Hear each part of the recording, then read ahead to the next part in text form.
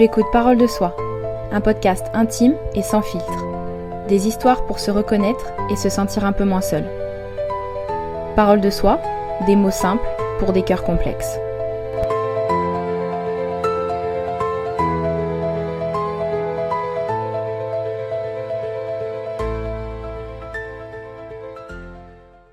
Coucou, on se retrouve aujourd'hui pour l'épisode 4 de mon podcast Parole de Soi. Franchement, merci beaucoup pour encore une fois ton soutien et le fait d'écouter ce nouvel épisode. Ça m'aide vraiment dans tout ce projet et j'avais super hâte de faire ce 4e épisode pour te partager en fait une expérience incroyable que je suis toujours en train de vivre et que j'ai décidé en fait de vivre et de faire il y a déjà 1 an. Donc comme le titre l'intitule, je vais te parler de mon expérience en tant qu'au pair et vraiment l'envers du décor parce que il y a plein de choses qui sont arrivées où vraiment j'avais aucune idée que ça allait se passer comme ça et je pense qu'il y a beaucoup de gens qui ne s'imaginent pas non plus des dingueries qu'on peut vivre en tant qu'au pair. Donc aujourd'hui, comme d'habitude, je vais te parler sans filtre et je vais vraiment te décrire de A à Z mon expérience, comment ça se fait que je suis partie, ce qui s'est passé et dans les moindres détails. Je vais te raconter des petites anecdotes qui peuvent être rigolotes mais aussi assez dramatiques. Je pense que il faut que tu sois bien assis parce que je pense que tu vas pas me croire. Il y a tellement de choses saugrenues et complètement... Je sais même pas comment dire, c'est complètement ahurissant qui sont passés, tu vas te dire mais c'est une blague ou une télé-réalité. Eh ben non, c'est juste la vie de Laura. Alors c'est parti, on y va. Donc, pour commencer, comment j'ai décidé de partir en tant qu'au pair ? J'étais dans un stade de ma vie un peu compliqué lorsque j'étais en France. On m'avait proposé un CDI là où je travaillais, mais je n'aimais pas du tout. Je commençais à en avoir vraiment marre. J'ai été dans un environnement de travail qui a été assez toxique et abusif, dans le sens où j'avais beaucoup de collègues qui n'étaient pas présents pendant les heures de travail, qui faisaient péter des arrêts maladie pour un paix coincé dans le ventre ou des choses comme ça. Donc je pense que je suis pas la seule à vivre ça et à avoir vécu ça, mais où du coup on se retrouve à faire le boulot des 3 collègues qui sont absents pour X raisons. À savoir que moi j'ai été éduquée d'une façon complètement différente, c'est-à-dire que moi même avec 39,5 de fièvre, je vais travailler quand même. Voilà. Donc bon, chacun gère les choses à sa façon. Mais ça a été très difficile, on m'en a beaucoup demandé, j'ai pas été rémunérée sur mes heures supplémentaires, il y a vraiment rien eu, on m'a refusé un bonus à Noël, enfin j'ai trouvé ça vraiment dégueulasse et quand on m'a proposé ce CDI, je vais pas vous mentir, il y a même des membres de ma famille et des personnes autour de moi qui m'ont encouragée à prendre le CDI parce que pour beaucoup le CDI en fait c'est le but d'une vie, hein. Quand on a un CDI entre guillemets on est calé, on doit pas se faire de soucis. J'ai pas honte de le dire, je touchais un SMIC en plus à ce moment-là et moi franchement c'était pas la vision de la vie que j'avais. J'étais là, je suis pas une feignante, j'aime travailler, j'aime me pousser mes propres limites. Je ne veux pas travailler pour un SMIC toute ma vie. Enfin c'était juste pas envisageable. Et mais j'avais quand même ce poids de la balance. On me disait oui mais c'est la sécurité, au moins t'es sûre d'avoir un travail et tout, tu peux voir plus tard, nanana. Et je me suis posé la question, je me suis dit j'ai 25 ans, j'avais 25 ans à ce moment-là, je me suis dit il faut peut-être que maintenant j'arrête de vivre un peu comme une sauvage en voyageant tous les ans, en allant à droite à gauche et en faisant plein de trucs. Peut-être qu'il faut que je me pose et que je commence à avoir une vie on va dire normale. Et le CDI ça fait partie de ce truc, d'avoir une vie posée, normale, etc. Donc je me suis quand même questionnée à me dire est-ce que c'est pas le moment où je rentre un peu dans les cases et je me calme et puis je prends ce CDI. Et en fait j'ai eu environ 1 semaine et demie, presque 15 jours pour y réfléchir. Et il y a quelque chose donc en moi qui me disait oui prends le CDI, comme ça tu fais ta vie, possiblement tu peux dans le temps faire un achat immobilier, etc. Machin chose. Mais il y avait vraiment une part à l'intérieur de moi qui me hurlait, qui me criait de ne pas prendre ce CDI, de fuir en fait le CDI, de partir en courant dans l'autre sens. Et bah comme d'habitude, j'ai écouté cette petite voix qui me parle et qui me dit de faire tout l'inverse de ce qu'on me dit de faire. Voilà, ça fait 26 ans que je fais ça et je pense pas qu'un jour ça va changer. J'ai vraiment cette prédisposition à m'écouter et à écouter mon instinct et ce que je ressens. Et du coup, bah, c'est ce que j'ai fait. Au grand regret, et surtout à grand désespoir et de ma famille qui voulait que je prenne ce CDI. Moi j'ai dit non parce que je vais être bloquée, je n'aurai plus la possibilité de voyager au moment où je veux, le temps, enfin la durée que je veux, etc. Donc pour moi c'était pas possible, je travaille les week-ends en plus, j'ai dit non, cette vie-là, je n'en veux pas.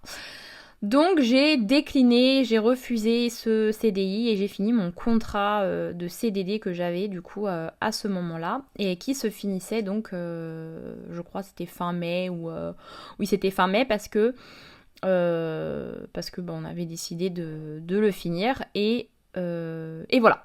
Donc, du coup, en parallèle, moi, j'avais vraiment ce projet encore, comme je l'ai expliqué dans le premier épisode du podcast. Si tu ne l'as pas écouté, je t'invite à l'écouter. Je te parle du voyage qui a changé ma vie, le voyage aux États-Unis que j'ai fait lorsque j'étais âgée de 14 ans. Et du coup, j'avais toujours ce rêve, ce but d'aller vivre aux États-Unis. Et je ne sais pas comment ça m'est venu, mais j'étais à mon bureau un samedi après-midi. Et le programme Au Pair m'est venu à l'esprit en fait. J'y ai pensé comme ça, de façon totalement random. J'en avais entendu parler il y avait quelques années auparavant. Je sais que quand j'avais 19 ans, j'avais une collègue de ma maman. Sa fille était partie à New York et n'était jamais revenue parce qu'elle avait rencontré quelqu'un, s'était mariée, etc. Et puis quand j'ai eu le début de la vingtaine, j'ai aussi repensé du coup à partir comme ça. Mais je n'étais pas prête, je pense. J'étais très jeune, je me voyais pas tout quitter pour aller aux États-Unis parce que c'est quand même un grand pas, c'est quand même une grosse aventure et ça peut être effrayant. Et j'étais juste pas prête, donc c'était juste une idée qui était passée comme un nuage dans ma tête. Et là, complètement de nulle part, j'ai cette pensée qui revient de partir faire au pair. Et je me suis dit, mais j'ai rien à faire. Là, mon contrat se finit bientôt. Ben voilà, je pense qu'on va faire ça. Donc j'ai pas hésité. Au moment même où j'ai eu cette idée, étant donné que j'étais au bureau, du coup j'ai arrêté de faire ce que je faisais, très franchement, et je me suis mis sur mon ordi pour finalement faire des trucs pour moi, et qui était en l'occurrence de regarder le programme, de chercher une agence et de voir un peu ce qui demandait le programme pour faire au pair. Et du coup le lundi qui a suivi, donc on était samedi, 2 jours après le lundi, j'ai fait mon inscription, j'ai eu mon premier coup de téléphone avec une personne de l'agence qui a été très gentille. Mon inscription a été validée après une semaine d'avoir rempli les papiers, médecins, etc., etc. Et puis j'ai pu commencer à rencontrer et à chatter avec des familles pour trouver une famille dans le but de partir en fait dans l'été. Donc on était à ce moment-là, je vous ai pas précisé, mais il me semble qu'on était en octobre, en novembre. Alors, comment j'ai choisi ma famille déjà, étant donné que moi, j'avais un but bien précis, c'était de pouvoir développer un peu mon projet de travailler dans l'industrie du cinéma. Je voulais absolument aller en Californie. Et plus précisément à Los Angeles, du coup, voilà, le monde d'Hollywood, etc. Donc, je me suis focalisée sur la Californie. Alors, l'agence vous explique qu'il ne faut pas faire ces critères de sélection en fonction de la localisation, mais de la famille, du feeling. Moi, j'ai pas voulu écouter. Moi, je voulais aller en Californie. J'ai dit, je vais aux États-Unis, c'est pour aller en Californie et nulle part ailleurs. Donc, quand j'ai eu des demandes de contact, etc., de familles qui n'étaient pas de Californie, j'ai même pas cherché à discuter avec ces familles. J'ai skippé. Et je suis tombée sur une famille dans la banlieue sud de San Francisco. Et ça faisait déjà 15 jours, je crois, que je cherchais une famille. Donc j'étais un peu désespérée et je me suis dit, bon, au pire des cas, San Francisco, je pourrais... c'est 50 minutes de vol pour aller à Los Angeles. Si c'est le plus près que je peux trouver, j'y vais quand même. Donc j'ai pris contact avec la famille, on a bien chatté avec la maman et ensuite le papa. J'ai tout de suite bien aimé en fait ce petit couple qui avait 3 enfants. Elle était très bien éduquée, très sophistiquée, elle parlait très bien. Donc tout de suite ça m'a plu, ça m'a donné un bon feeling. Et puis après 2 semaines je crois à discuter et à s'envoyer des messages et faire des appels vidéo, nous avons décidé de matcher, on appelle ça matcher, et de signer le contrat pour que je puisse intégrer leur famille afin de travailler pour eux le 26 août 2024. Je suis un peu perdue avec les années, tu m'excuseras. Donc voilà, alors j'ai préparé toutes mes affaires, etc. Je vais un peu passer le passage du dernier été en France parce que j'ai vécu un très très gros drame dans ma vie et je ne souhaite pas en parler. Ça reste quelque chose qui est encore extrêmement difficile à accepter et à parler, voilà, parce qu'à chaque fois que j'en parle, je revis en fait cet événement. Et voilà, je n'ai pas envie. Donc on va skipper vraiment l'été parce que j'ai pas vraiment envie d'en parler et d'y repenser. Mais du coup, le 26 août, je fais mon arrivée à San Francisco, dans cette banlieue.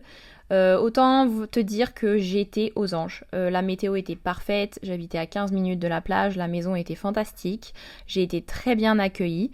Cette famille donc avait un petit chien, un espèce de petit caniche de Cuba, je crois ça s'appelle, et un lapin qui était à la plus grande des 3 enfants.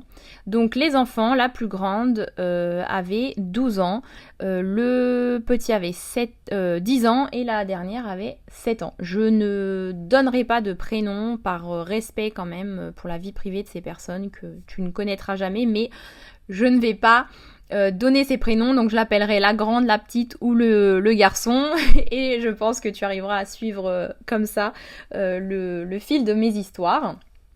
Donc l'emploi du temps, ça allait, c'était environ 30-35 heures par semaine. Je travaillais du coup le matin de 7h à 9h30 et puis l'après-midi de 14h jusqu'à 18, 19 ou 20h. Ça dépendait des soirs et même des fois 21h, mais voilà, ça dépendait. Et j'avais tous mes week-ends, donc samedi, dimanche. Donc ça, c'était plutôt cool.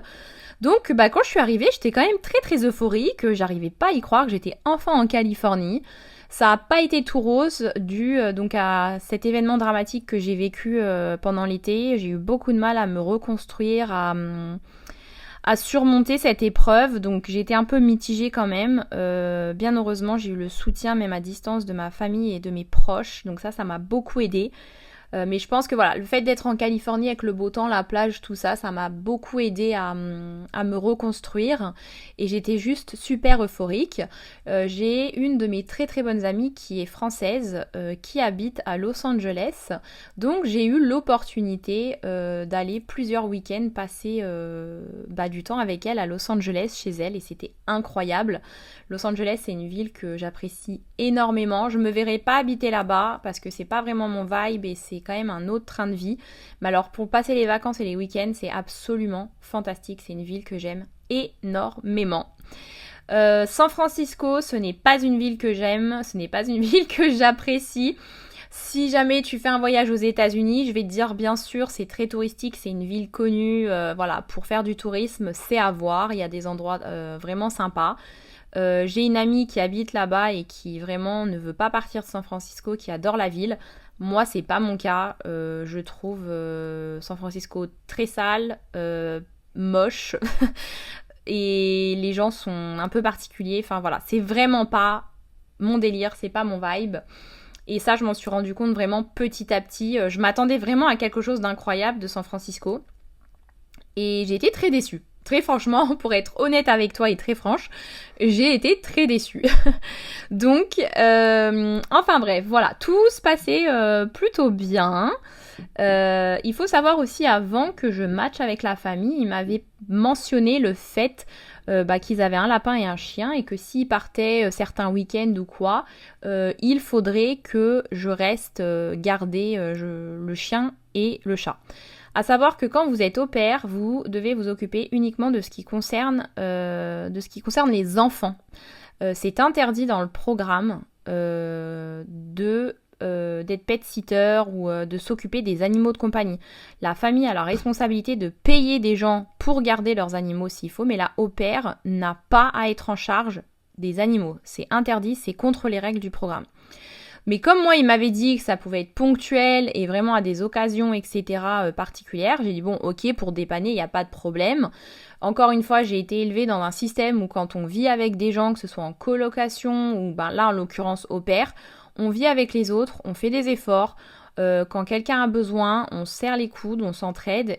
Et voilà, donc moi j'ai jamais eu de mal à dépanner Pierre-Paul Jacques pour n'importe quelle raison. Donc moi c'était chill, je me suis dit ok, il n'y a pas de souci à l'occasion, s'il faut dépanner, je reste avec les animaux. Parce que les familles n'ont pas d'obligation d'emmener leur au-pair en vacances. S'ils partent en voyage mais qu'ils ne veulent pas emmener la au-pair, ils ont tout à fait le droit. Mais en revanche, la au-pair de son côté, elle, ça lui fait des vacances supplémentaires. Parce qu'on a 15 jours de vacances normalement dans l'année. Donc, quand la famille, admettons, part 15 jours au Japon, mais que pour des raisons financières ou tout simplement ils n'ont pas envie de l'emmener, ils n'emmènent pas la au-pair. La au-pair, pendant 2 semaines, elle a des vacances. Elle peut partir à Hawaï, elle peut partir à Los Angeles ou rentrer en France. Enfin, elle fait ce qu'elle veut. Elle est libre. Je te dis ça parce que plus tard, ça va avoir de l'importance dans mon histoire.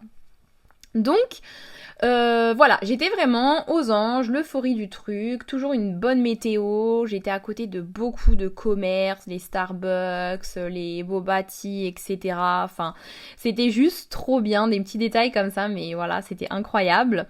J'étais très euphorique, très heureuse et j'étais persuadée que c'était ma place et que j'allais rester là pour le reste de ma vie, que la Californie c'était juste qui je suis, que j'étais une California girl et tout. Enfin, vraiment, j'étais persuadée de ces bêtises.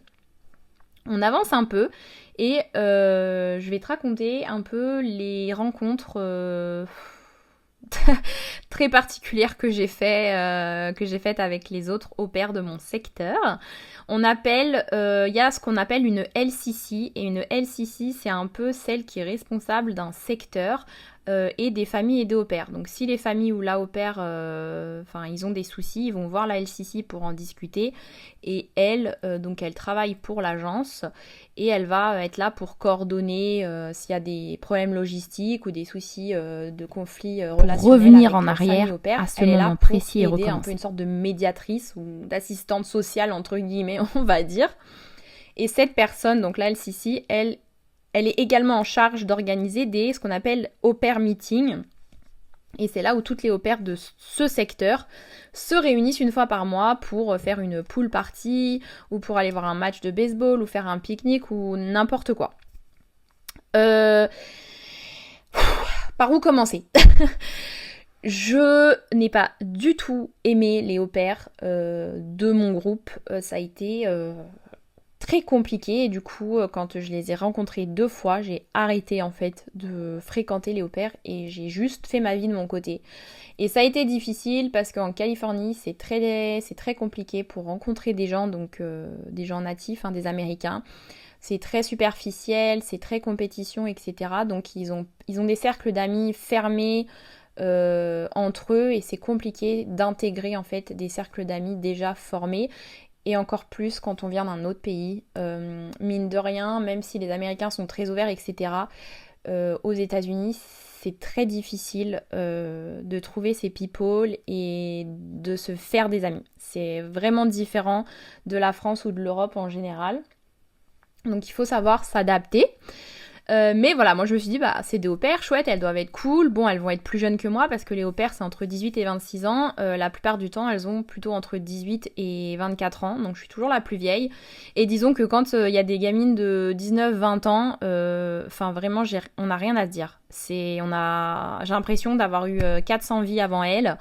Elles connaissent pas le monde du travail parce que elles ont pas intégré encore le monde du travail, elles vivent encore chez les parents en général, donc il y a quand même un très très gros fossé, il y a un gros ravin et c'est difficile en fait d'avoir des conversations qui plaisent des deux côtés et qui sont intéressantes. Elles étaient vraiment plus dans le délire de se faire inviter à des soirées d'étudiants d'université, etc. Et c'était des gars qui avaient genre 22 ans, 23 ans, donc autant dire que voilà, c'était plus du tout de mon âge. Donc, bref, je décide de laisser une chance. Donc, je vais à ce meeting, c'était une pool party justement, et je rencontre les au-pairs, et là, ça a été un massacre à la tronçonneuse, quoi. Partie 2. J'arrive, il y avait beaucoup de nationalités différentes. Pour des raisons évidentes, je ne citerai pas quelle nationalité a fait quoi ou a dit quoi. Mais voilà, c'était des Européennes qui venaient d'autres pays. Et j'ai eu quelques, quelques histoires un peu bizarres qui me sont arrivées.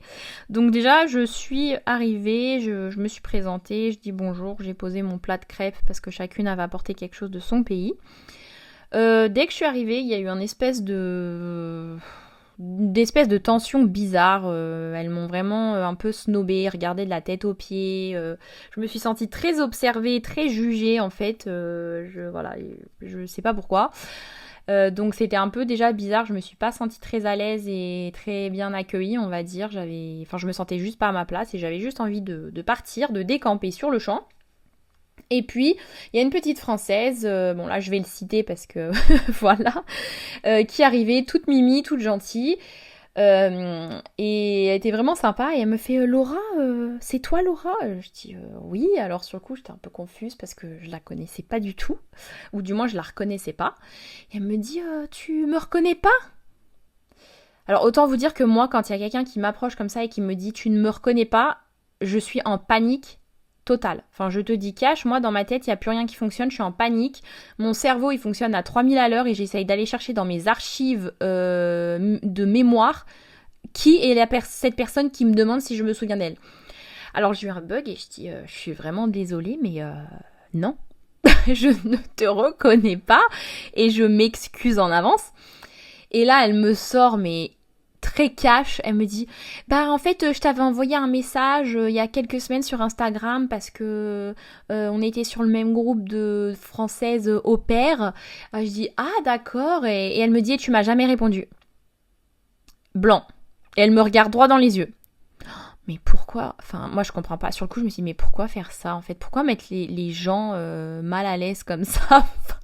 J'ai pas trop compris son action. Du coup, j'étais un peu gênée. Je lui ai dit, écoute, je suis vraiment désolée, ça me dit rien ton message. Et je reçois quand même pas mal de messages et tout à droite à gauche. Et c'est vrai que des fois, je réponds pas tout de suite. Et parfois, j'ouvre un message et en fait, je suis prise dans autre chose et j'oublie en fait de répondre. Donc, je m'excuse, mais ça me dit rien. Elle dit ah ok, non mais il n'y a pas de souci, etc. Mais enfin bon, voilà, c'était quand même très malaisant. Et puis, par la suite, j'ai revu quelques filles au pair et nous sommes allés voir un match de hockey sur glace. Et ces filles, il y en avait 3 qui étaient de la même nationalité et une autre d'une nationalité différente. Et en fait, on a commencé à discuter. Je pourrais pas te dire d'où c'est parti, je ne m'en souviens pas. Mais on était là en train de discuter et tout. Et d'un seul coup, je crois qu'on parlait de la mode, etc. Enfin, truc de nana. Et d'un seul coup, il y en a une qui dit ouais, mais c'est comme toi, Laura, je sais pas, t'as des traits du visage qui sont un peu bizarres. Je dis pardon. Moi j'étais juste là, je demandais rien à personne et je dis pardon, comment ça?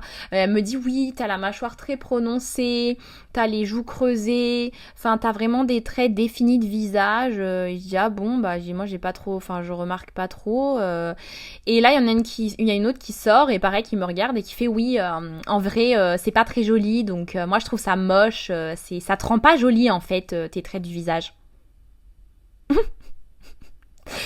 Mais vraiment cash. Oh, enfin, clairement, elle m'ont dit en face de ma tête, juste devant, que j'étais moche et que mes traits du visage étaient moches. Comment bien le prendre? Enfin, malgré tous les efforts du monde que je fais à avoir cette personnalité qui est la mienne aujourd'hui, c'est-à-dire qui est cool, tranquille, je me prends pas la tête, j'aime pas les histoires. Enfin là, quand on me dit clairement tu es moche, c'est quand même très compliqué de bien le prendre. C'est pas le genre de commentaire qu'on va prendre dans le bon sens quand même. Donc j'ai été très prise de surprise en fait et j'ai pas su quoi dire parce que j'en revenais pas qu'on me dise ça. Enfin je comprends pas en fait. Et j'ai rien dit, j'ai pas parlé tout le long le reste du voyage et en fait c'est moi qui conduisais donc ça a été très gênant parce que j'ai conduit 30 minutes sur tout le chemin du retour dans un silence de mort parce que moi j'avais plus envie de leur parler. Je les ai redéposés chez elles, je suis rentrée chez moi et à partir du moment où j'ai fermé la porte de ma chambre, je me suis effondrée et j'ai pleuré pendant 2 heures. Et j'ai fait un peu, enfin je vais pas dire que j'étais extrêmement complexée, etc. Mais pendant quelques semaines, je me suis pas sentie bien et j'avais un peu honte de ma tête en fait. Enfin, je sais pas, c'était un complexe que j'ai jamais eu, les traits de mon visage. Et pendant plusieurs semaines, ben, je me regardais dans la glace et je me disais, mais est-ce que je suis vraiment moche? Est-ce que ben ma mâchoire a un souci? Est-ce que je devrais faire de la chirurgie, de la chirurgie et tout? Enfin, je sais pas, je me suis posé plein de questions et je me suis sentie très très mal dans ma peau en fait. Et j'ai eu une de mes meilleures amies qui est américaine et qui habite en Géorgie, à Atlanta, qui m'a appelée et je lui ai raconté cet épisode. Elle était énervée comme pas possible et elle m'a dit non mais c'est des jalouses, justement t'as les traits de visage que tout le monde veut avoir et que tout le monde a avec de la chirurgie, machin, nanan. Donc bon, elle m'a un peu vraiment aidé à dédramatiser, à me rendre compte que voilà, c'est pas ce genre de commentaires qui devrait m'atteindre. Mais c'était des filles spéciales quoi, hein. C'est un peu pour te dire que, pour justifier cette non-envie de fréquenter ce genre de personnes. Donc il y a d'autres histoires comme ça que je pourrais te raconter qui me sont arrivées avec d'autres pères, mais ça te donne un peu le contexte. Voilà, du coup, ben, j'ai arrêté de sortir et de voir les filles.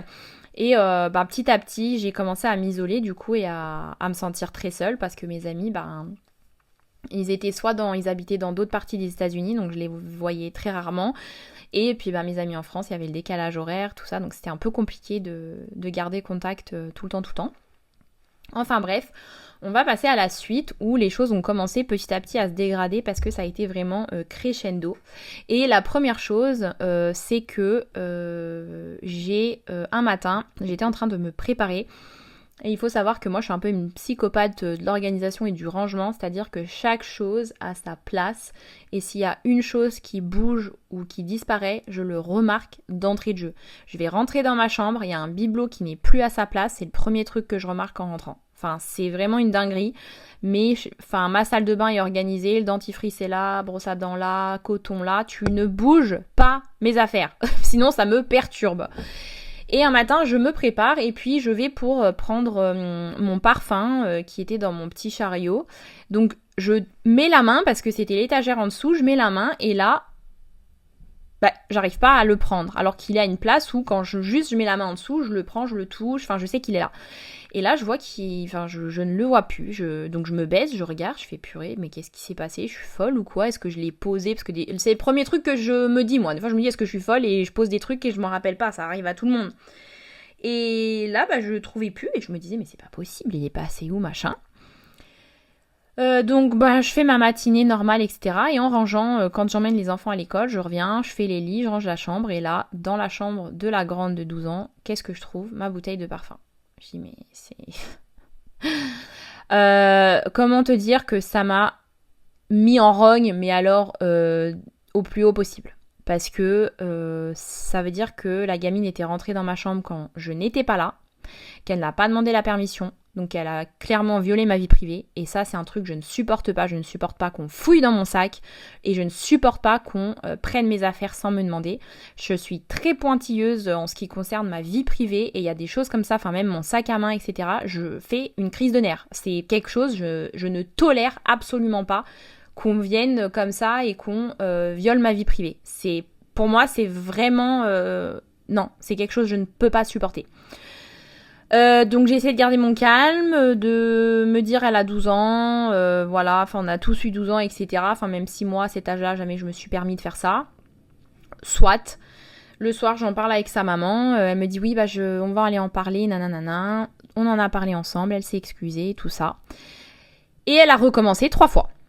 3 autres fois, elle est rentrée dans ma chambre, sans demander la permission, quand j'étais pas là, pour voler ma bouteille de parfum et l'utiliser à son bon plaisir.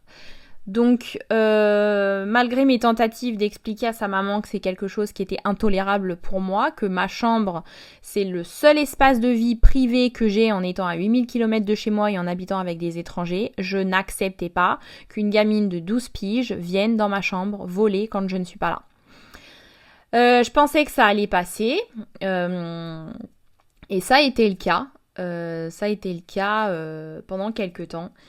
Petit à petit également, elle a commencé en fait à prendre un comportement très hautain, très supérieur avec moi, à se croire meilleure, sa façon de me parler en fait était extrêmement rabaissante.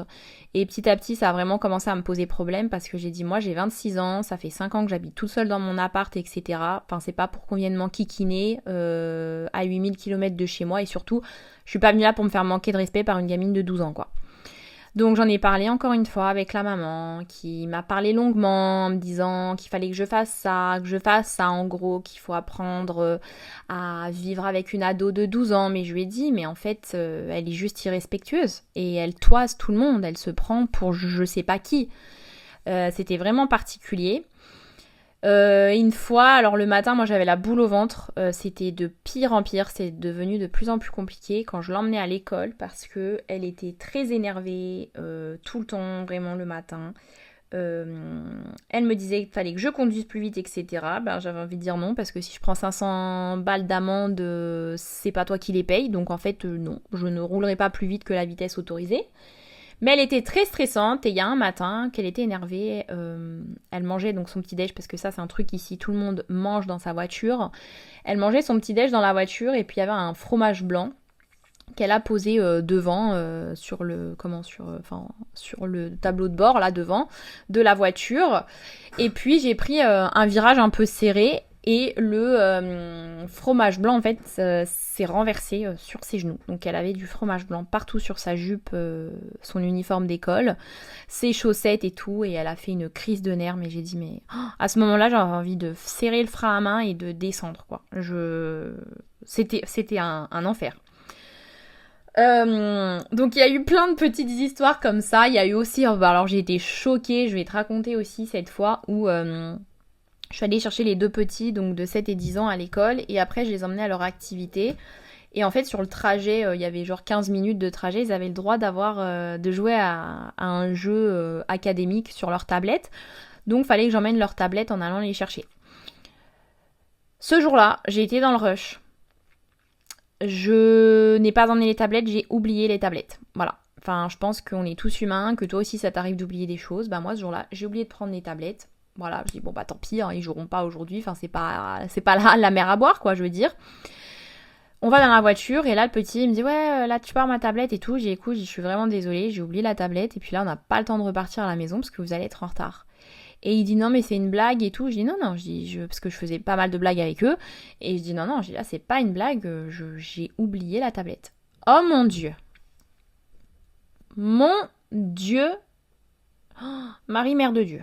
C'est... Je peux même pas en fait t'expliquer le délire que ça a été. Le petit a pété une crise de nerfs. Mais à hurler dans la voiture à 10 ans quand même. Enfin, moi, je trouve ça gravissime. Hein. À limite m'insulter. Mais je l'ai pas reconnu. Je sais pas, il y a eu un problème hein, dans sa tête. Hein. Il y a deux fils qui se sont touchés et c'est un truc, j'ai été choquée de son comportement. Donc moi, je n'ai pas répondu. Je l'ai laissé gueuler comme il voulait. Et il m'a dit, tu vas voir, ce soir, tu vas passer la pire soirée de ta vie. Je vais te faire la misère. À 10 ans. Hein. Ça m'a quand même un peu fait peur. Hein. Ça m'a glacé tout le sang et tous les os. Hein. Très franchement. Hein. J'ai dit, mais what the fuck? C'est quoi ces cinglés en fait? Je suis tombée dans quel genre de famille? Donc je les emmène et puis quand je suis allée les récupérer et tout, on est rentré à la maison le soir et il s'est excusé, machin. Donc moi je lui ai dit ce que j'avais à dire aussi. On a eu une discussion et voilà. Mais vraiment il s'est passé des trucs un peu, des épisodes un peu bizarres comme ça où je me suis dit mais suis-je tombée chez des psychopathes quoi. Enfin c'était assez particulier. On avance un peu et arrivent les premières vacances où la famille décide d'aller à Seattle pour Thanksgiving et me propose de venir et la maman me dit t'es pas obligé de venir, franchement ça va pas être très fun parce qu'il va pleuvoir, on va être dans un appartement, il va y avoir tous les cousins, les cousines, il y aura les enfants, ça sera pas reposant pour toi donc si tu veux pas venir, tu viens pas. La façon dont elle m'a dépeint ce voyage, je n'avais absolument pas envie de venir. Enfin je pense que si toi là on te dit la même chose, je suis pas sûre que t'aies envie non plus d'être coincé dans une ville où il pleut, dans un appartement avec 10 marmots qui vont te bassiner toute la journée. Donc moi j'ai dit non merci c'est gentil mais je vais rester ici. Elle me dit bon bah ok, bah comme ça tu gardes le chien et le lapin. Et je dis bon bah puisque je reste là, ok. Et du coup ben j'en ai profité pour faire venir ma maman pour 10 jours de vacances pendant Thanksgiving. J'ai passé des vacances avec elle absolument fantastiques. Je pense que c'est un des meilleurs souvenirs que j'ai avec ma maman. C'est 10 jours en Californie, on a vraiment bien rigolé, on a passé du temps ensemble, on a fait des restaurants, tout ça, beaucoup d'activités et c'était vraiment super chouette, c'était vraiment très très fun. Donc voilà, ça m'a permis de pas être toute seule et bon, on n'a pas pu voyager ou quoi parce que ben il fallait que je m'occupe du chien et du lapin. Et tout de suite, je vais te raconter un peu le planning justement avec ce chien et ce lapin. Donc quand il partait le week-end et pendant les vacances, il fallait que je me lève à 7h30 pour donner 2 médicaments au chien et pour ensuite l'emmener faire sa balade du matin. Ensuite, je rentrais, je nettoyais la caisse du lapin et je donnais à manger au lapin. Et ensuite, je pouvais faire ce que je voulais de la journée, mais je ne pouvais pas quitter la ville. Parce que le soir, à 19h, il fallait que je sois rentrée pour redonner les 2 médicaments au chien, nourrir le lapin et faire la balade du soir du chien.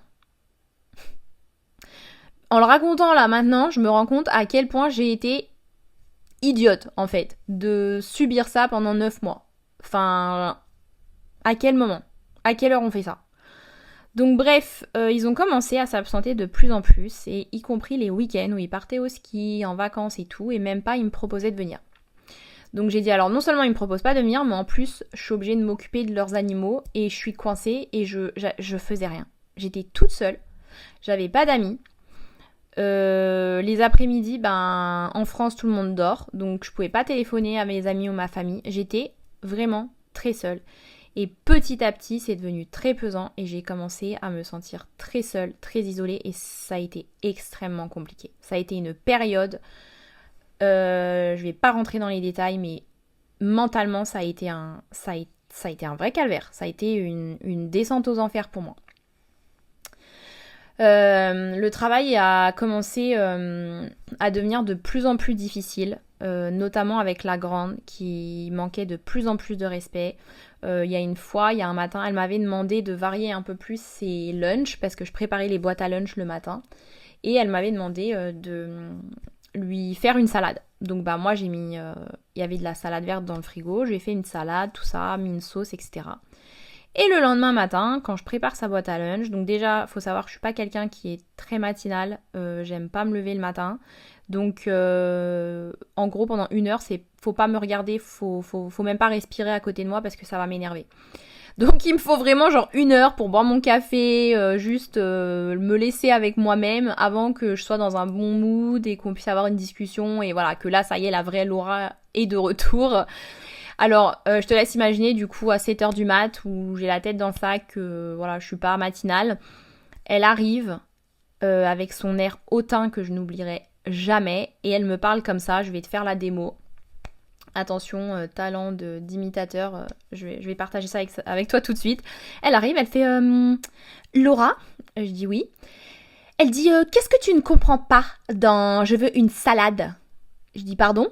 Elle me dit oui, quand j'ai demandé une salade, c'était pas juste une salade verte, je voulais une salade avec des tomates. Là, des tomates. Et elle me montre les tomates comme si j'étais une teubée et que je ne savais pas à quoi ressemblaient des tomates.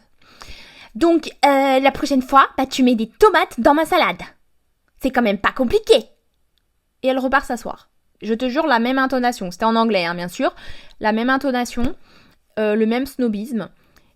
Et là, je me suis dit, mais what the fuck? Je me suis dit, mais elle se prend pour qui, en fait? Enfin, l'esclavage dans son pays, c'est terminé. Hein. Ils ont eu des esclaves pendant plus de 1000 ans, mais enfin là, c'est terminé, c'est abouti aux États-Unis, en fait. Hein. Je pense pas qu'elle était au courant, en fait, cette petite. J'ai pété un plomb. Là, franchement, je suis partie dans ma chambre pour me calmer parce que j'allais insulter tout le monde dans la maison. Et puis, ce qui a fait sauter un peu les plombs également, c'est qu'elle était retournée voler du shampoing sec dans ma chambre. Une bouteille que j'avais acheté les bouteilles en France parce qu'elles sont moins chères qu'aux États-Unis. Et j'étais revenue avec un stock, j'avais acheté genre 3 bouteilles de shampoing quand j'étais revenue à Noël, de shampoing sec. Et du coup, je l'ai gardé bien pour ma pomme. Voilà. J'ai pas trouvé ma bouteille de shampoing sec, donc tout de suite je vais voir dans sa chambre et là elle avait vidé, je sais pas ce qu'elle a fichu en plus, parce que pour vider une bouteille de shampoing sec, faut y aller, elle a pas les cheveux de réponse quand même aux dernières nouvelles. Elle m'a vidé ma bouteille. J'ai été au bout de ma life, genre vraiment, j'étais au bout de ma life. Donc j'en ai parlé avec la maman, j'ai dit c'est plus possible là. Il va falloir arrêter parce que moi je suis en train de saturer qu'elle vienne comme ça dans ma chambre pour prendre mes affaires. Je dis je fais comment ? J'ai des parfums qui coûtent extrêmement cher, j'utilise des marques de maquillage qui coûtent extrêmement cher également. Je fais quoi ? Est-ce que je planque tout pour pas qu'elle l'utilise ? Parce que c'est pas vous qui payez. Non mais c'est pas à peine de cacher, c'est ta chambre. Je dis non c'est pas ma chambre puisqu'elle vient pour se servir. La maman lui en a parlé et elle revient vers moi et elle me dit quoi ? Elle me dit non mais elle a dit qu'elle l'avait pas pris dans ta chambre, qu'elle l'a trouvé dans le couloir sur le meuble. Et là à partir de ce moment-là j'ai compris que de toute façon c'était des familles de grains de sarrasin où l'enfant est roi et a tout le temps raison. Et je suis partie, j'ai rien dit. Je ne me brosse pas les cheveux et je ne fais pas mes cheveux dans le couloir ou la cuisine ou quoi que ce soit. Voilà. Moi mes cheveux c'est dans ma chambre ou dans la salle de bain. Et il était absolument impossible, en connaissant ma personnalité de psychopathe organisée, que je sois allée me shampouiner avec du shampoing sec les cheveux dans un couloir. Donc j'ai dit, vas-y, c'est pas grave, on va pas argumenter parce que de toute façon, je n'aurai jamais raison contre cette peste. Donc j'ai vraiment, ça a été très très difficile. J'ai commencé à ne plus manger, à être déprimée, à pleurer tous les soirs pendant 1 mois. Et puis en plus, la maman m'avait parlé des vacances d'été qui approchaient à grands pas dans 6 mois, où pendant 2 mois, ils allaient partir faire des road trips en Europe, etc. Et moi, j'allais rester pendant 2 mois, bloquée à San Francisco, pour m'occuper du petit chien et du petit lapin. Non, là j'ai commencé à angoisser. Je me suis dit, je vais être toute seule pendant 2 mois. J'ai dit c'est pas possible. Je suis pas venue, j'ai pas fait 8000 km pour regarder 4 murs d'une maison en fait. Parce que là, j'avais clairement une vie de merde, je pleurais, mon boulot me plaisait pas et je faisais la même chose en France. Sauf que j'avais des amis et ma famille. Donc à la limite, pour avoir une vie pourrie et pleurer tous les jours, je préfère le faire chez moi quoi, tu vois. Donc là, ça a commencé à me poser des gros soucis. Ils sont partis pour Spring Break, ils m'ont pas dit où est-ce qu'ils allaient, c'est les enfants une semaine avant qui m'ont annoncé qu'ils allaient à Hawaï, mais les parents ne me l'ont même pas dit, donc j'ai trouvé ça extrêmement bizarre. Donc ils sont partis à Hawaï, et moi étant donné que j'allais très très mal, j'ai fait venir ma grand-mère, pour ne pas être toute seule, parce que j'allais pas supporter la semaine toute seule. Ma grand-mère est arrivée, et le deuxième jour, ça a été... on a eu une discussion, et là je me suis effondrée. Et je lui dis voilà tout ce qui se passait. Elle m'a dit là si t'es pas bien ma petite chérie, c'est à cause de tout ce qui se passe dans cette famille. Voilà. Donc je suis allée voir Maëlle Sissi pendant ses vacances, je lui ai parlé de tout ça et Maëlle Sissi a été vraiment elle a été choquée. Et elle m'a dit que s'il respectait pas les règles du programme et que je devais demander un rematch. Donc le rematch ça veut dire qu'on demande à changer de famille et on s'en va. J'ai attendu qu'il rentre de Hawaï, parce qu'en plus, entre-temps, oui, je ne t'ai pas dit, mais le chien a commencé à faire caca dans la maison. Genre 3-4 fois par jour. Chaque fois que je sortais, je revenais, le chien avait cagué. Donc, autant te dire qu'en fait, c'est pas mon rôle, normalement. Ah oui, aussi, ils me l'ont gentiment fait dormir dans mon lit, parce que, soi-disant, il avait peur. Je te dis, j'ai 2 chiens, d'accord ? Mes chiens, c'est les amours de ma vie. Je pourrais mourir pour un chien. Mais alors qu'on m'impose un caniche qui pue, pour dormir dans mon lit, où le matin tellement ça schlinguait dans ma chambre, j'étais obligée d'ouvrir mes 4 fenêtres, c'est pas possible. Leur caniche pas toiletté, il dort pas dans mon pieu quoi en fait. Donc ce que j'ai fait ces dernières vacances, étant donné que je ne pouvais plus saquer le chien, enfin du coup c'est malheureux, mais c'est le chien qui a pris dans le sens où j'en avais marre en fait de ce chien. J'ai pris le chien avec son petit oreiller et je l'ai mis sur le canapé dans le salon. Et je lui ai dit écoute Coco, je suis désolée mais tu sens pas bon, t'es pas toiletté, c'est pas de ta faute, mais je veux pas que tu dormes dans mon lit quoi. Surtout qu'une fois, il m'a réveillée à 3h du matin pour aller faire pipi. Enfin, non mais c'était... C'était un sketch. Donc là, j'ai pété un plomb. Quand le chien a commencé à faire caca partout et tout machin, j'ai dit c'est pas possible. Enfin, ils sont pas responsables de leur chien et c'est moi qui trinque, non. Et je lui ai envoyé des messages pour lui dire que son chien caguait partout dans la maison. Et elle me disait « Oh, c'est très embarrassant. Est-ce que tu sais pourquoi il fait ça ?» Bah non frérot, je ne suis pas éducateur canin, ce n'est pas mon chien, non. Et je m'en fous en fait, je m'en fous même, c'est pas mon problème. Et du coup comme j'ai commencé à être un peu sèche et à lui dire que là ça commençait à me poser problème et qu'il allait falloir trouver une solution pour son chien, elle m'a envoyé 150 $ un matin comme ça, de nulle part, en me disant tiens c'est pour que tu passes du bon temps avec ta grand-mère.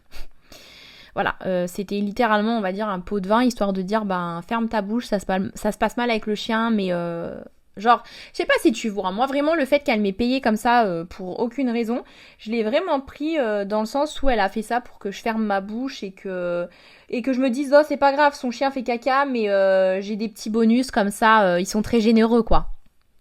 Bah non, ramasser du caca de chien, c'est pas de la générosité, quoi. Hein.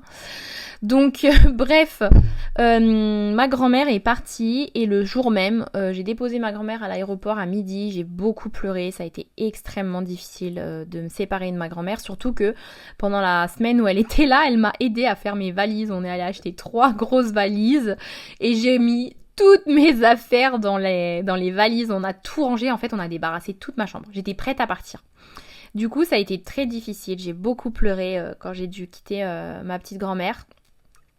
Et le soir même, j'ai dû avoir la conversation avec ma host mom. Et je lui ai dit, voilà, je lui ai dit que ça, je pouvais plus, ça me posait problème, que ça fait 1 mois que je pleure tous les jours et que moi, cet été, je le passerai pas à rester enfermée à San Francisco avec un caniche qui fait caca 4 fois par jour dans la maison et qui me réveille à 3h du matin et qui en plus, il sent pas bon. Voilà. Donc, elle voulait trouver des solutions, nanan, mais elle m'a clairement fait comprendre que dans tous les cas, j'allais continuer à faire du pet sitting et du housekeeping. Donc, je lui ai dit non, en fait, je t'arrête tout de suite. Je l'ai arrêté, je dis je t'arrête tout de suite, moi, c'est rematch. J'ai parlé à la LCC, j'ai dit moi, je change de famille. Là, je suis pas venue ici pour discuter avec toi, pour trouver des solutions. Je te parle là ce soir pour te dire que je me casse. Donc, elle est tombée de haut, elle a été très surprise.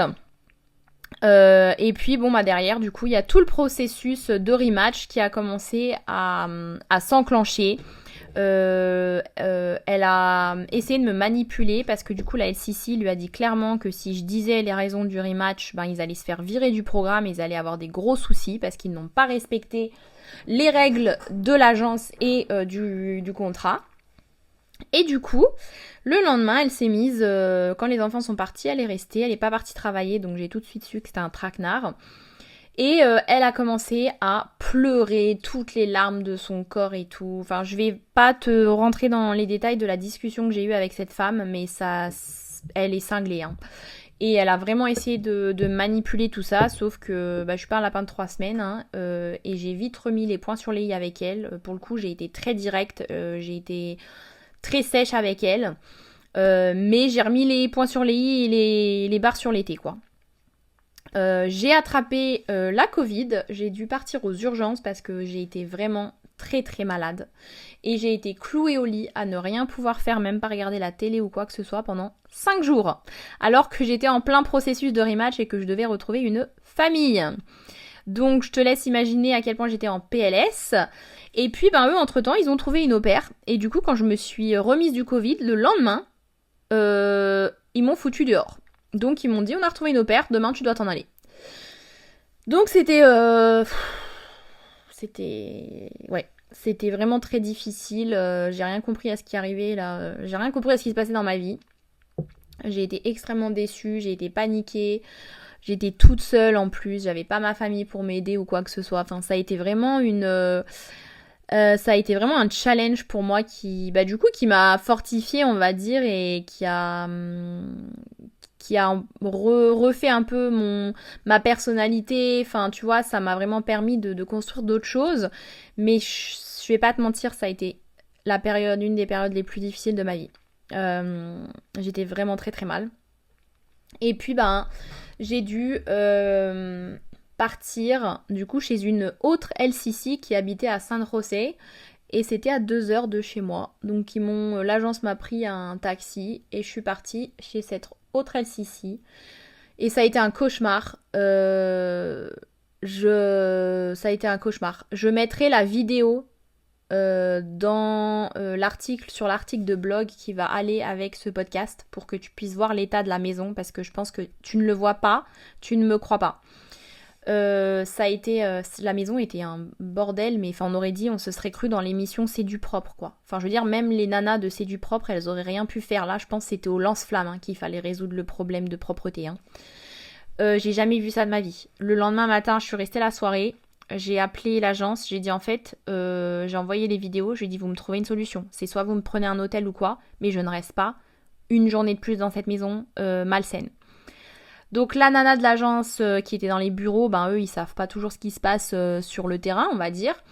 Elle était dans tous ses états, elle m'a dit je suis désolée, je te prends un autre taxi, je vois avec une autre LCC pour changer. Et du coup je suis retournée dans le nord, donc après San Francisco, dans une ville qui s'appelle Vallejo. Et j'ai eu genre 3 heures de voiture, enfin j'étais au bout de ma life. J'étais au bout de ma vie, sachant que je venais tout juste de me remettre d'un Covid qui m'a mis KO, couché pendant 5 jours. Donc j'étais physiquement en plus pas bien non plus. Donc je suis arrivée chez cette nouvelle LCC, ça a été beaucoup mieux parce que c'était très propre, elle était très maniaque, donc c'était l'opposé, mais bon je préfère ça. J'étais avec une autre au pair argentine, avec qui maintenant, encore aujourd'hui, je suis très très proche, très très amie, qui est maintenant dans le Colorado, elle était en rematch également. Et heureusement qu'elle était là parce que c'était Alcatraz, hein. C'est franchement, on était en prison, la LCC elle avait des dates et tout avec des garçons, et du coup on n'avait pas le droit de descendre, donc on était cloués dans notre chambre pendant 6 heures d'affilée, entre 4 murs. On n'avait pas de voiture, on n'avait pas de salaire, donc on ne pouvait pas sortir, on ne pouvait rien faire, et on passait nos journées enfermées dans notre chambre. Et aussi la LCC ne voulait pas acheter de nourriture avec les sous que l'agence lui donnait pour travailler. Donc pendant 3 semaines, midi et soir, on a mangé des œufs et des pâtes. Pour dire, je suis traumatisée des œufs et des pâtes, ça fait pas très longtemps que je peux en remanger. Mais j'ai eu un vrai trauma avec ça. J'ai dû perdre au moins 5 kilos du coup en 3 semaines à force de manger la même chose et j'en pouvais plus. Je dormais sur un matelas mais qui touchait le sol, j'avais mal au dos. J'ai eu des grosses crises d'angoisse en fait la nuit parce que j'arrivais pas à dormir jusqu'à 3 heures du matin. Je voulais rentrer chez moi. Ça m'a vraiment émotionnellement, ça m'a détruite. C'est vraiment un truc, on se rend pas compte en fait quand on vit pas ce genre d'expérience mais... le fait de ne pas manger, de dormir par terre et d'être enfermé entre 4 murs pendant 3 semaines, ça laisse des dommages émotionnels. Genre, c'est chaud. Et du coup, moi, j'en ai eu marre.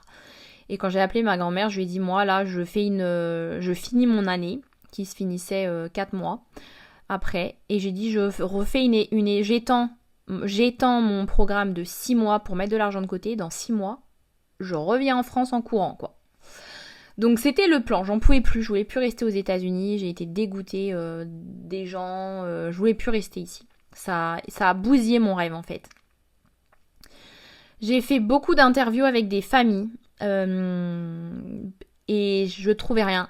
Faut savoir que il y avait un certain nombre d'heures que je ne voulais pas dépasser. Et j'avais demandé un salaire plus élevé que ce qu'on doit nous donner parce que j'avais 26 ans, ça fait 7 ans que j'ai le permis de conduire. J'avais passé le permis de conduire en Californie. Donc j'avais mon permis de conduire américain. J'ai dit moi avec tout ça, mon expérience, etc. il est hors de question qu'on me paye comme une gamine de 18 ans. Donc soit on voulait pas s'aligner à mon salaire, soit les heures, on s'alignait à mon salaire mais on me demandait plus d'heures. Donc ça n'allait pas. Et il faut savoir qu'il y avait 2 destinations que je ne voulais pas du tout aller. Je ne voulais pas du tout aller au Texas. Je n'aime pas le Texas. Et ça, vraiment, c'était hors de question. Et je ne voulais pas aller à Seattle. Parce que on m'avait dit que la météo était pourrie. Donc, ces 2 localisations, c'était mort. Donc, j'ai fait beaucoup d'interviews. Et puis, en fait, j'arrive à 4 jours avant la fin de mon rematch. Parce qu'il faut savoir que vous avez 15 jours, 3 semaines pour retrouver une famille. Et si, passé ce deadline, vous n'avez pas trouvé de famille, votre visa s'annule et vous rentrez en France. Donc, j'ai rencontré cette famille qui était en Floride. Donc, j'avais pas du tout envie d'aller en Floride. C'est humide, c'est chaud. Enfin, c'est pas un état où vous avez envie d'habiter, en fait, la Floride, très franchement.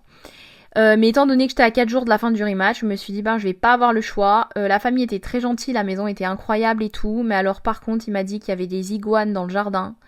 Il faut savoir que j'ai une phobie des lézards. Genre même les petits qu'on a chez nous. Moi je vois un lézard, je meurs quoi. Enfin ah purée, rien que d'y penser ça me dégoûte. Je peux pas. Donc comment te dire de savoir que ma chambre était côté jardin. Je me suis dit à tout moment j'aère ma chambre le matin. Le soir je me couche, il y a un iguane dans mon lit quoi. Moi je canne hein. C'est pas possible. Et ils avaient une piscine creusée dans le jardin. Et pareil il y avait le canal qui passait. Et il m'a dit, faut faire attention et tout parce qu'il y a des alligators, mais bon, en général, ils sortent pas du canal. J'ai pas envie d'aller me baigner dans ta piscine quand même, quoi, parce qu'à tout moment, je me baigne et il y a un alligator qui sort du canal qui a décidé aujourd'hui de sortir. Donc, j'étais dans tout, mais j'étais au bout de ma life. Et franchement, j'étais en train de me préparer émotionnellement à passer les 6 mois, les 6 pires mois de ma vie, en fait, vraiment. J'étais dégoûtée, mais j'avais pas le choix. Et puis, en fait, 2 jours avant la fin de mon rematch, donc 2 jours plus tard, j'ai une famille qui me contacte et qui vient de Seattle. Et il faut savoir qu'il y avait 3 autres familles de Seattle qui m'avaient contacté auparavant et j'ai même pas chatté avec elles ou quoi, j'ai supprimé l'invitation, j'ai même pas cherché, j'ai dit Seattle c'est mort. Texas et Seattle ça passe à la poubelle direct, hein. J'ai dit non. Et ma copine argentine m'a dit, tu sais, c'est quand même la 4e demande de Seattle, elle me dit tu devrais give a shot, ça veut dire laisser une chance parce qu'il y a peut-être quelque chose qui t'appelle à Seattle quand même. Et juste à cause de sa réflexion, je me suis dit, elle a peut-être raison. Donc je vais laisser une chance. J'ai eu un appel de 10 minutes avec la maman qui m'a demandé quelles étaient mes attentes et tout. Moi, j'étais morte vivante. Je lui ai dit, écoute, je suis désolée, je suis fatiguée, je n'ai plus aucune attente là. Je lui ai dit, je suis arrivée à un stade de ma vie où je n'attends plus rien, ni des autres, ni de moi-même, ni de la vie. Du coup, elle a dit, c'est pas grave, je comprends, etc. Elle m'a posé la question combien je voulais être payée, ce que j'attendais du planning, nanana. Donc moi, je lui ai dit, cache les... En fait, on est allé droit au but. C'est-à-dire, genre d'entretien d'embauche que tu kiffes. Genre, tu fixes tes règles, elle a fixé ses règles. Moi, j'étais d'accord avec ce qu'elle m'a dit. Elle m'a dit, j'en parle à mon mari, je te rappelle ce soir.